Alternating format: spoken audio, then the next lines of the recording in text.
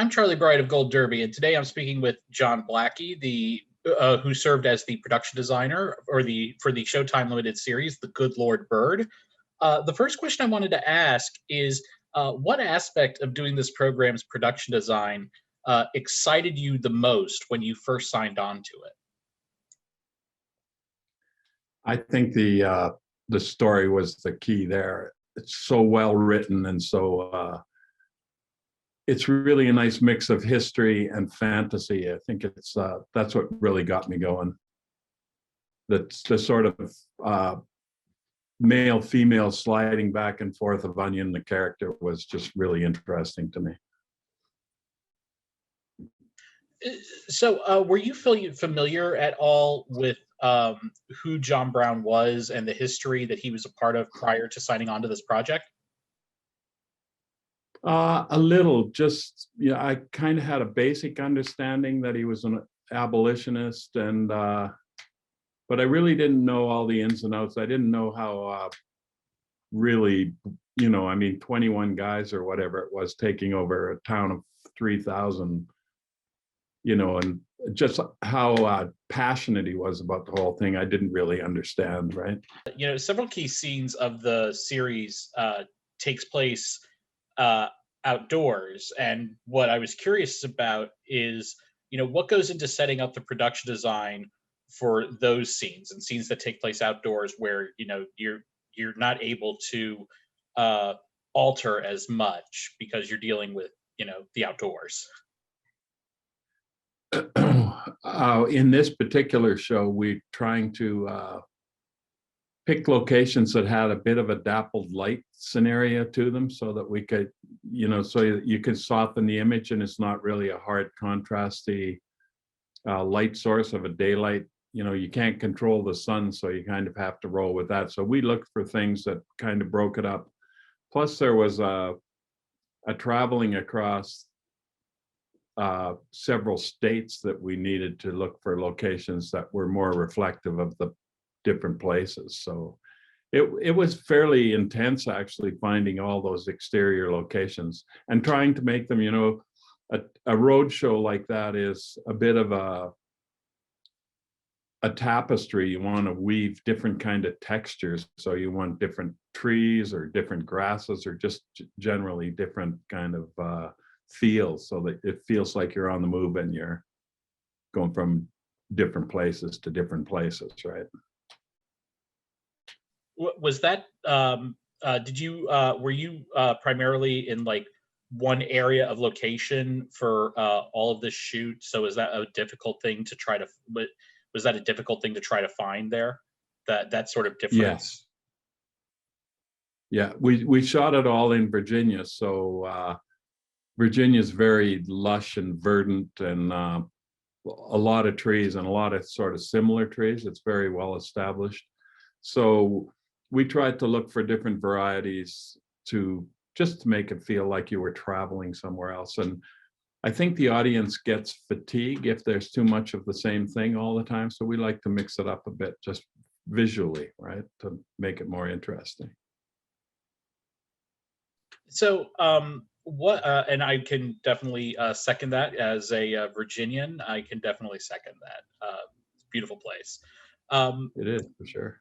What aspects of the program's production design were the most difficult to bring to life? I would say, I think Harpers Ferry is it's where the rubber meets the road. It's a historic reality to Americans. They know the place, they know the story. So I think it had to be reasonably accurate. The rest of it is a bit of a tall tale, right? You can get away with a lot more, but Harpers Ferry, there's actual interactions with troops and people, and all that had to have some kind of thread of truth to it. And so we paid quite a bit of attention to that. And one of the things that I thought was so effective about the Harpers Ferry scenes were specifically the scenes that were inside of the armory, because not only are you having these people reconciling or coming to terms with what they've actually participated in, but also you get that claustrophobic sense to them because they're in this standoff. And what aspects of the production design are you able to use to bring that feeling of like that claustrophobic feeling and that intensity to that scene? I think we made the building a bit bigger so you could fit a movie crew in there. The building is really quite small. And the lighting, we sort of changed reality a little bit with the gun portals on the doors and that kind of thing. And we set it up so it could be kind of cathedral-like in its lighting, so that you'd get these lone, there's so many great pictures of John Brown in there lonely with the light shining down on him, so that was all part of the plan between the director of photography, Peter Deming, and myself. That actually is something I was also curious about, when you're initially planning out the production design for this, are you also in talks with other people like the director of photography, or the costume designers, or other creatives on the show, to kind of make sure you're all on the same page, and that you all understand with what you're working with, and making sure that you plan that in advance? Absolutely. The conversations are, I'm continually working with the writers to know what's coming down the pipe, because the scenery it's all storytelling. So the scenery wants to reflect the mood and the atmosphere of each different scene, and as they change. So it's a collective, right? I mean, worked very closely with Ethan Hawke about, getting the story straight, and Mark Richard, the writer, just making sure that we were all hitting the right beats in the storytelling. So it definitely is a great collaboration of a lot of minds to get there, not just one person. And that also segues into this other question I wanted to ask about. Given that it's a limited series, and there were several different directors working through the 7 episodes of the program, was there any difficulty in trying to keep everything consistent from episode to episode, or was that something that really just flowed very naturally?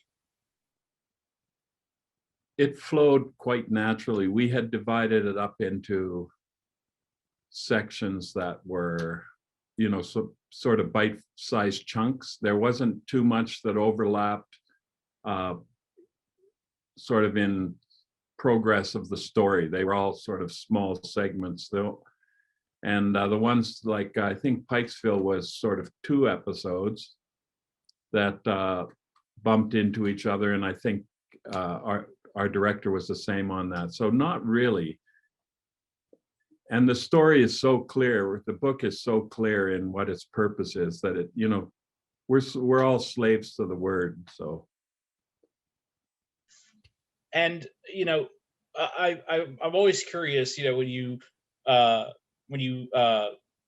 are so involved with something, and then you actually but you're not able to see like the final product of how it looks on film until much later. And when you finally saw the project, was there any particular scene where you saw how the production design looked, and you're like, oh yeah, that came out perfect? Yeah, I think the last episode in the store, the dark store at the end, was kind of, I hadn't seen that shot. I had returned back home at that point because my job was done. It's always a surprise to me, it's like when you do all the pieces, but you don't ever, you never know what to expect in the end, in the final edit, in the way the pieces are put together. And I think this was a fairly huge task in terms of putting it all together and making it work really well. So I would say it's all a surprise to me.